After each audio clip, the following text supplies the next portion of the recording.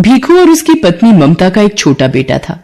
भीखू और ममता सड़कों पर सामान बेचकर गुजारा करते थे और वहीं फुटपाथ पर एक छोटी सी झुग्गी में रहकर गुजारा कर रहे थे।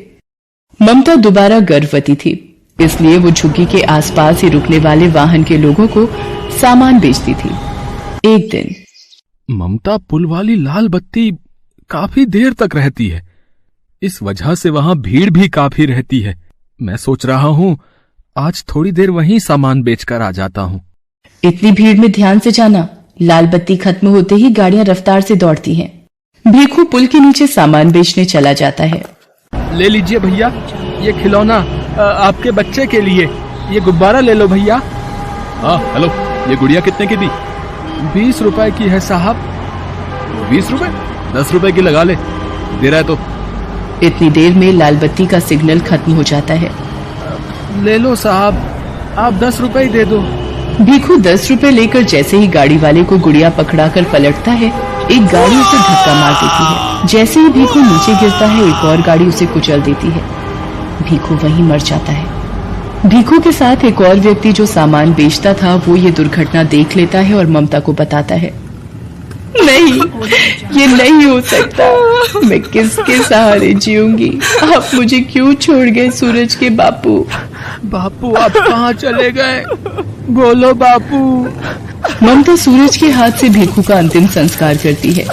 भीखू के देहांत के बाद ममता बिल्कुल अकेली हो गई थी। एक दिन ममता बेटे सूरज और गोद की बच्ची को लेकर दिन भर सड़कों पर गुब्बारे बेचती थी। एक दिन, सूरज तू यहीं सोनी के पास रहना, आज धूप और गर्मी ज्यादा है, इसलिए तुम दोनों यहीं रहना। मैं कुछ गुब्बारे और पेन बेचकर सोनी के लिए दूध और तुम्हारे लिए रोटी ले आऊंगी। ममता गुब्बारे और पेन बेचने चली जाती है। साहब पेन ले लो, 10 रुपए में 5 पेन है, ले लो ना साहब। ले लो बीबी जी, ये गुब्बारा ले लो, आप खरीद लोगी तो मैं बच्चों के लिए कुछ खाने को ले जाऊंगी। ममता बड़ी मुश्किल से कुछ गुब्बारे बेच पाती है और थोड़ा दूध और रोटी बच्चों के लिए खरीद कर लाती है। तभी एक महिला ममता के पास आती है। ममता, कल हमें ये झुग्गियां खाली करनी पड़ेंगी, यहाँ से अब तू भी कहीं और रहने की जगह ढूंढ ले। मैंने तो एक बस्ती में 100 रुपए किराए पर एक झुग्गी ले ली है, बस तुझे ही खबर देने आई थी।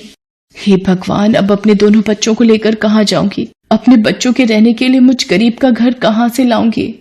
ममता अपने बच्चों को लेकर एक दुकान के बाहर बैठ जाती है। तभी सामने एक ऑटो रिक्शा पलट जाता है और एक महिला ऑटो रिक्शा से गिर जाती है। ममता भागती हुई महिला के पास जाती है। ओ भैया, कैसे ऑटो रिक्शा चला रहा था? देखकर नहीं चलाया जाता? जल्दी इन्हें हॉस्पिटल लेकर चलो। ममता उस महिला को संभाले बच्चों के साथ हॉस्पिटल पहुंचती है। ऑटो वाला ममता और उस महिला को अपने ऑटो से उतार कर भाग जाता है। सूरज, जा जल्दी से उन भैया को बुला कर ला, वो माँ जी को अंदर ले जाएंगे। डॉक्टर उस महिला को देखता है। देखिए, इनकी रीढ़ की हड्डी टूट गई है, तो अब इनको कंप्लीट बेड रेस्ट की आवश्यकता है। इनके घर से जो भी सदस्य हैं उन्हें आप बुला लीजिए। डॉक्टर, मैं नहीं जानती ये कौन है, इनका एक्सीडेंट हुआ तो मैं इन्हें यहाँ ले आई। डॉक्टर, इन्हें कब तक होश आ जाएगा? तभी ये अपने बारे में बता पाएंगे। 1 से 2 घंटे में इन्हें होश आ जाएगा। लगभग 2 घंटे बाद उस महिला को होश आता है और वो अपने बारे में बताती है। मेरा नाम राज रानी है। पता नहीं उस ऑटो रिक्शा वाले ने कैसे चलाया कि अचानक से ठोकर लगी और ऑटो पलट गया। उसके बाद मुझे धुंधला सा याद है कि तुमने मुझे उठाया था और ऑटो में बिठाया। तुम्हारा बहुत बहुत शुक्रिया बेटी, जो तुम मुझे यहाँ ले आई। माँ जी, आपकी रीढ़ की हड्डी में फ्रैक्चर हुआ है, इसीलिए आपको घर ले जाने के लिए एम्बुलेंस की व्यवस्था करनी होगी। बेटी, मेरे पति अपने बिजनेस के काम से दूसरे शहर गए हुए हैं, मेरी एक सहायता करो, एम्बुलेंस में मेरे घर तक पहुंचने में मेरी मदद कर दो। डॉक्टर, मैं बिल अकाउंट से भर दूंगी, आप एक एम्बुलेंस की व्यवस्था करा दीजिए। माँ जी, आप बिल्कुल भी चिंता मत करिए, मैं आपके साथ ही चलूंगी। ममता राज रानी को एम्बुलेंस में घर तक लेकर आती है। राज रानी को उस वक्त एक सहारे की बहुत जरूरत थी, जो ममता के रूप में उन्हें मिला था। घर पहुंचकर राज रानी अपने पति महेंद्र नाथ को फोन पर सारी बात बताती है। ममता, मैंने अपने पति को फोन कर दिया है, वो कल सुबह ही वापस आ रहे हैं। क्या तुम कल सुबह तक मेरे पास रह सकती हो? ममता राज रानी की बातों को सुनकर रोने लगती है। क्या हुआ ममता, तुम अचानक रोने क्यों लगी? कोई जबरदस्ती नहीं है बेटी, तुम अगर नहीं रुकना चाहती तो कोई बात नहीं, और फिर तुमने इतना कुछ किया है मेरे लिए, वो बहुत बड़ी बात है। ममता राजरानी को अपने रोने का असली कारण बताती है और अपनी जिंदगी की सारी आपबीती सुनाती है, जिसे सुनकर राजरानी की आंखों में आंसू आ जाते हैं। आप ही बताइए माँ जी, अब मैं क्या करूं? अपने इन छोटे बच्चों को लेकर कहाँ जाऊं? चिंता मत करो बेटी, भगवान सब ठीक करेंगे। वहां सामने मेरी रसोई है, तुम वहां जाकर अपने लिए भी भोजन बनाओ, मेरे लिए भी, और इन बच्चों को भी खिलाओ। कब से तुम मेरी वजह से भूखी हो और बच्चे भी तुम्हारे साथ भूखे हैं। माँ जी, पहले आप ये दवाई ले लीजिए और आपको किसी भी चीज की जरूरत हो तो मुझे आवाज लगा देना। ममता राजरानी और सूरज को खाना देती है और सोनी के लिए थोड़ा दूध भी गर्म करती है। अगले दिन जब महेंद्रनाथ वापस आता है तो उसे सारी बात पता चलती है। वो भी ममता का धन्यवाद करते हैं। ममता बेटी, तुमने राजरानी के लिए इतना सब कुछ किया, उसका मैं हमेशा शुक्रगुजार रहूंगा। धीरे धीरे राजरानी की तबीयत में सुधार होने लगता है। ममता राजरानी की बहुत सेवा करती थी। 1 महीने बाद राजरानी बिल्कुल ठीक हो जाती है। माँ जी, अब आप ठीक हो गई हैं तो अब मुझे भी चलना चाहिए। मुझे भी आपके पास रहते इतने दिन हो गए। आपसे इतना प्यार पाकर मैं धन्य हो गई। आपने मेरे बच्चों को इतना प्यार दिया, इतना दुलार दिया, इसके लिए मैं सदैव आपकी आभारी रहूंगी। ममता, सूरज मुझे नानी माँ कहकर बुलाता है। क्या ये बच्चे हमेशा के लिए अपनी नानी माँ के पास नहीं रह सकते? हाँ ममता बेटी, हम दोनों की कोई औलाद नहीं है, पर सूरज और सोनी को देखकर हमारे मन में नाना नानी वाला प्यार उमड़ पड़ा। तुमने राजरानी की माँ जैसे सेवा की है बेटा। हम अपनी बेटी को बेसहारा नहीं भटकने देंगे। ममता की आंखें आंसुओं से भर आती हैं। बेसहारा को सहारा मिल जाता है। ममता राजरानी के गले लग जाती है। उस दिन के बाद से ममता महेंद्रनाथ के कारोबार में उसका हाथ बटाने लगी और उसने दोनों बच्चों को पढ़ा लिखा कर बच्चों के सपने पूरे किए।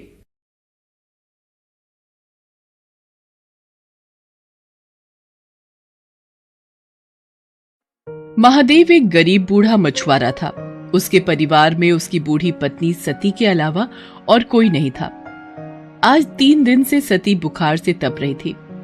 महादेव के पास इतना पैसा भी नहीं था कि वो उसका इलाज करवा सके। उस दिन वो सुबह जल्दी उठ गया। एक बार उसने सती के सिर पर हाथ रखा।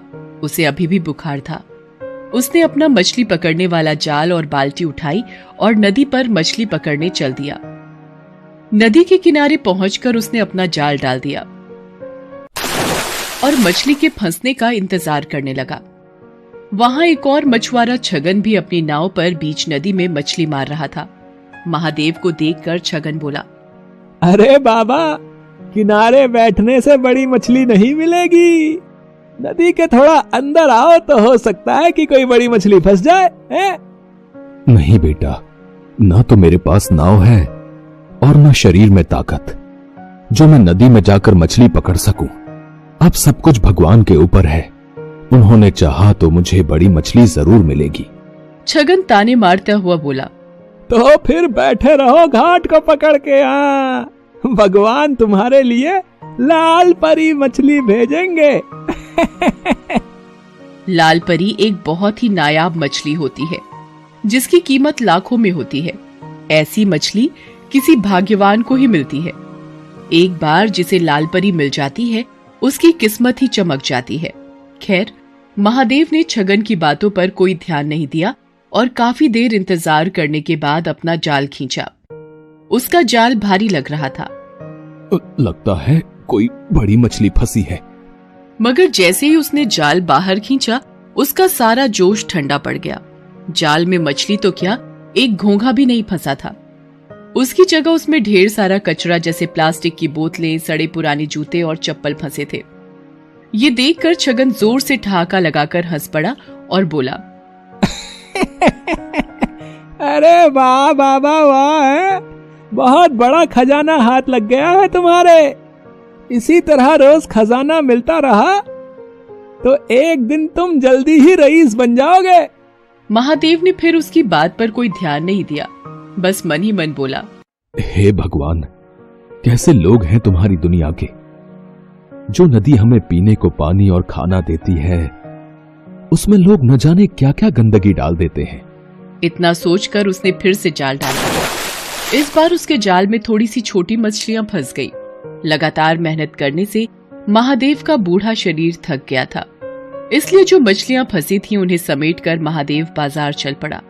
दिन भर महादेव ग्राहकों का इंतजार करता रहा, मगर छोटी मछलियां होने के कारण उससे मछली खरीदने कोई नहीं आया।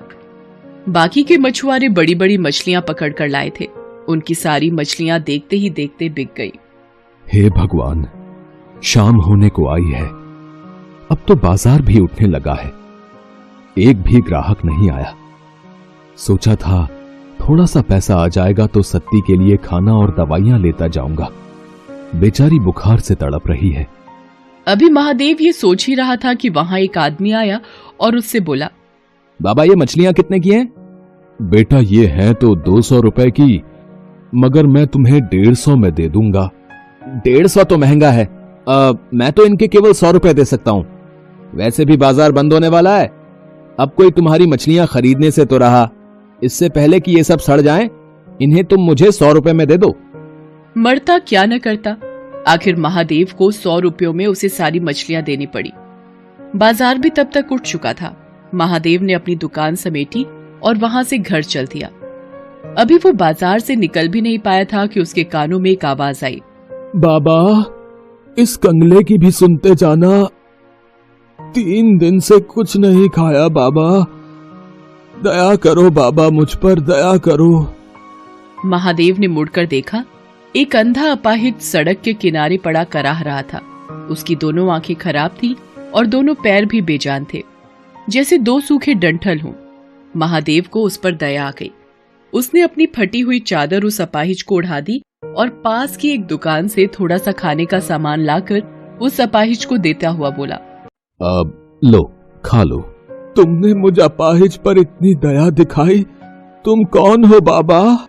महादेव उसे अपने बारे में बताता है। तब अपाहिज अपनी झोली से कुछ दाने निकालकर उसे देते हुए कहता है, तुमने बिना किसी स्वार्थ के एक कंगले की मदद की है बाबा, भगवान तुम्हें इसका फल जरूर देगा। लो ये दाने रख लो, कल जाल डालने से पहले इन दानों को नदी में छिड़क देना। महादेव ने दाने लेकर अपने पास रखे और अपनी फटी चादर उस अपाहिज को अच्छी तरह उड़ाकर वहां से घर चलाया। घर पहुंचने पर उसने देखा कि सती की तबीयत अब कुछ ठीक थी। ये देखकर महादेव को थोड़ी राहत मिली।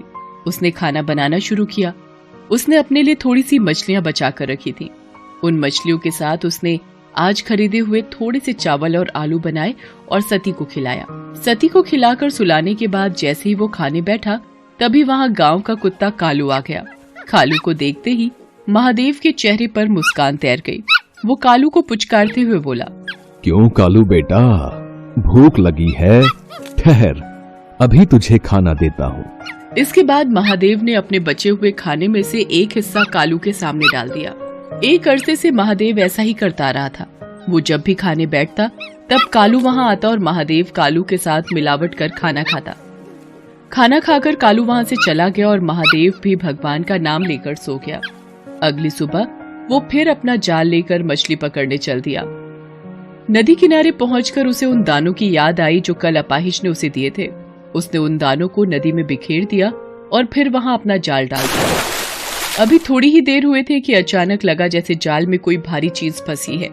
महादेव जाल को खींचने लगा, मगर बूढ़ा होने के कारण उससे जाल खींचा नहीं जा रहा था। जैसे तैसे काफी देर की मेहनत के बाद उसने जाल बाहर निकाला। जाल को देखते ही उसकी आंखें चौंधी आ गई। जाल में एक बड़ी सी लाल परी मछली फंसी थी। छगन मछुआरा भी ये सब देख रहा था। लाल परी को देखते ही उसकी आंखें आश्चर्य से फट पड़ी। उसने मन ही मन सोचा, अरे बाप रे, इतनी बड़ी लाल परी है? अगर ये मुझे मिल जाए तो हफ्ते भर की कमाई एक ही दिन में हो जाए। इस बुढ़े से किसी भी तरह ये मछली छीन लेनी चाहिए। उधर छगन की दुष्टता से अनजान महादेव किसी तरह उस मछली को उठाकर वहां से जा रहा था। तभी उसे एक तेज धक्का लगा और वो बुरी तरह जमीन पर गिर पड़ा। मछली भी उसके हाथ से छूट गई। उसे छगन ने धक्का दिया था। उसके गिरते ही छगन तेजी से लाल परी को उठाकर भागा। महादेव चिल्लाया, अरे अरे चोर चोर, पकड़ो पकड़ो, वो मेरी मछली लेकर भागा जा रहा है, कोई पकड़ो उसे। मगर वहां कोई भी नहीं था जो महादेव की पुकार सुनता। लेकिन अगले ही पल ना जाने कालू वहां कैसे आ गया और भागते हुए छगन पर टूट पड़ा। उसने कई जगह छगन को काट खाया। छगन दर्द से चिल्ला उठा। उसका चिल्लाना सुनकर आसपास के रहने वाले लोग वहां भागे आए। इतने सारे लोगों के सामने अपनी पोल खुलने के डर से छगन लाल परी को वहीं छोड़कर भाग गया। तब तक महादेव भी वहां पहुंच गया। लोगों ने उस मछली को महादेव को सौंप दिया। मछली बहुत बड़ी है, इसे काटकर इसका थोड़ा सा हिस्सा मैं अपने लिए भी रख लूं तो भी बाकी हिस्सों की बाजार में अच्छी कीमत मिल जाएगी मुझे। ये सोचकर महादेव मछली को घर लाया और जैसे ही उसने उस मछली को काटा, उसके पेट से नींबू के आकार और सुर्ख लाल रंग का माणिक पत्थर रूबी निकला। माणिक को देखते ही महादेव की आंखें चौंधी आ गई। हे भगवान, इतना बड़ा माणिक पत्थर, इसकी कीमत तो लाखों में होगी। इसे पाकर तो मुझे सारी जिंदगी कोई काम करने की जरूरत नहीं पड़ेगी। ये जरूर उस अपाहिज के दिए हुए दानों का ही कमाल है। इस माणिक का एक हिस्सा उसका भी है। ये सोचकर महादेव उसी जगह पहुंचा जहां उसे वो अपाहिज मिला था, मगर अब वहां कोई नहीं था। वहां बस महादेव की फटी हुई चादर ही पड़ी थी। लोगों से पूछने पर पता चला कि उन्होंने वहां किसी अपाहिज को पहले कभी नहीं देखा है। तो वो कौन था? क्या स्वयं भगवान मेरी मदद को आए थे और मेरे नसीब को चमका दिया? इस घटना के बाद महादेव की जैसे काया ही पलट गई। अब उसके जीवन में किसी चीज की कोई कमी न रही। वो अपनी पत्नी सती और कुत्ते कालू के साथ सुखपूर्वक जीवन बिताने लगा। साथ ही साथ दिल खोलकर दीन दुखियों की मदद भी करने लगा। ना जाने किसी दिन दुखी के भेष में कौन मिल जाए। Best buddies. Hello friends, thanks for watching this video. अगर आपको ये वीडियो पसंद आया है तो प्लीज लाइक, सब्सक्राइब, कमेंट्स करें इस वीडियो पर और हाँ, शेयर करना भी ना भूलें। और भी मजेदार वीडियो देखने के लिए नीचे दिए गए बेल आइकॉन को दबाएं। देखते रहिए बेस्ट बडीज।